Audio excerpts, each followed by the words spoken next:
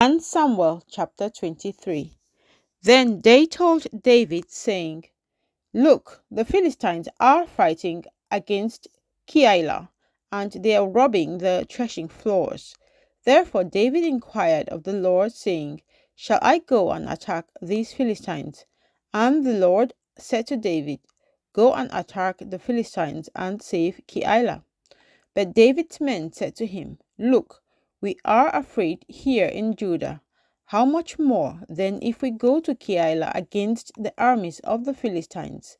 Then David inquired of the Lord once again, and the Lord answered him and said, Arise, go down to Keilah, for I will deliver the Philistines into your hand. And David and his men went to Keilah and fought with the Philistines, struck them with a mighty blow, and took away their livestock. So David saved the inhabitants of Keilah. Now it happened when Abiathar the son of Ahimelech fled to David at Keilah that he went down with an ephod in his hand. And Saul was told that David had gone to Keilah. So Saul said, God has delivered him into my hand, for he has shut himself in by entering a town that has gates and bars. Then Saul called all the people together for war, to go down to Keilah to besiege David and his men. When David knew that Saul plotted evil against him, he said to Abiathar the priest, Bring the ephod here. Then David said, O Lord God of Israel, your servant has certainly heard that Saul seeks to come to Keilah to destroy the city for my sake. Will the men of Keilah deliver me into his hand? Will Saul come down, as your servant has heard? O Lord God of Israel, I pray, tell your servant. And the Lord said, He will come down. Then David said, Will the men of Keilah deliver me and my men into the hand of Saul?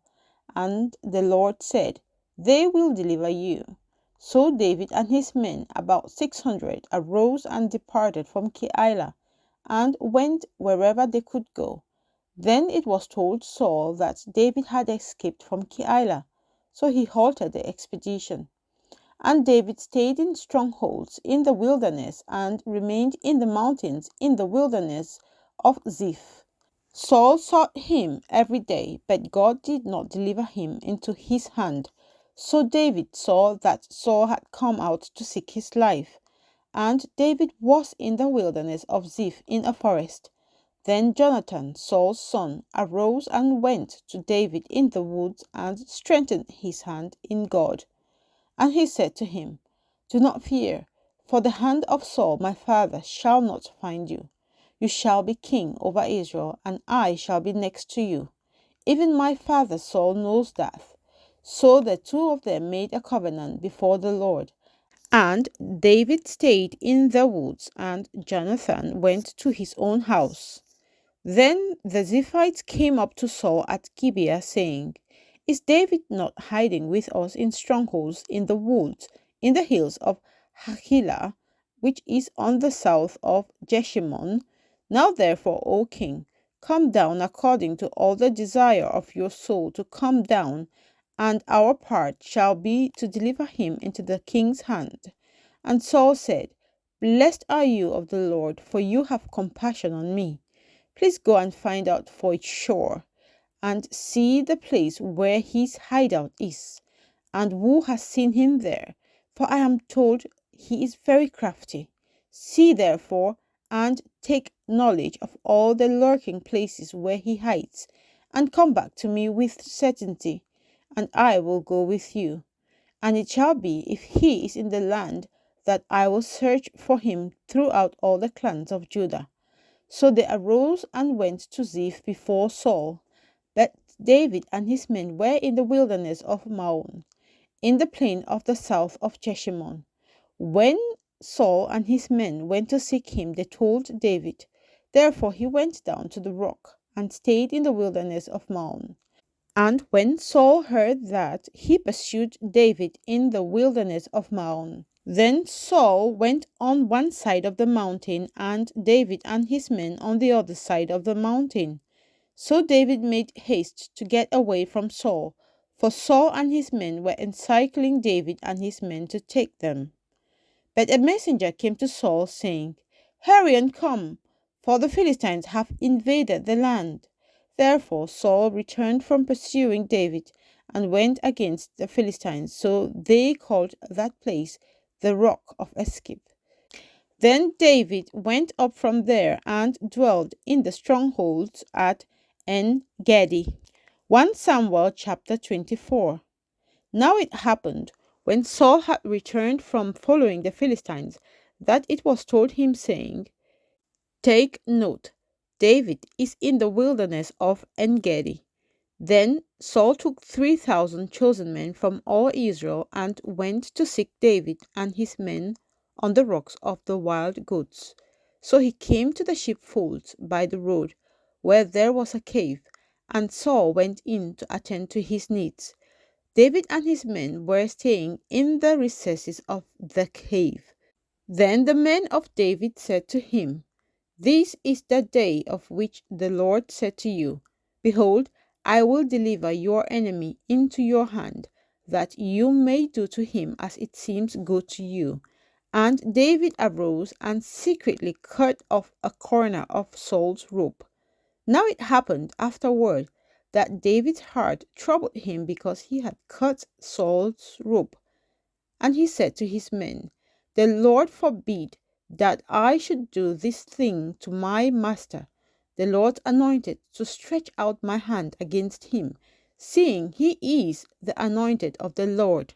So David restrained his servants with these words, and did not allow them to rise against Saul.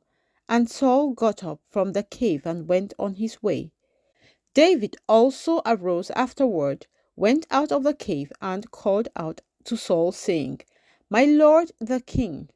And when Saul looked behind him, David stooped with his face to the earth and bowed down. And David said to Saul, Why do you listen to the words of men who say, Indeed, David seeks your harm? Look, this day your eyes have seen that the Lord delivered you today into my hand in the cave, and someone urged me to kill you. But my eye spared you, and I said, I will not stretch out my hand against my Lord, for he is the Lord's anointed. Moreover, my father, see, yes, see the corner of your robe in my hand, for in that I cut off the corner of your robe, and did not kill you. No one see that there is neither evil nor rebellion in my hand, and I have not sinned against you. Yet you hunt my life to take it. Let the Lord judge between you and me, and let the Lord avenge me on you. But my hand shall not be against you. As the proverb of the ancients says, Wickedness proceeds from the wicked, but my hand shall not be against you. After whom has the king of Israel come out? Whom do you pursue? A dead dog? A flea? Therefore, let the Lord be judge, and judge between you and me, and see and plead my case, and deliver me out of your hand. So it was, when David had finished speaking these words to Saul, that Saul said, Is this your voice, my son David? And Saul lifted up his voice and wept. Then he said to David, You are more righteous than I, for you have rewarded me with good, whereas I have rewarded you with evil. And you have shown this day how you have dealt well with me. For when the Lord delivered me into your hand, you did not kill me. For if a man finds his enemy, will he let him get away safely?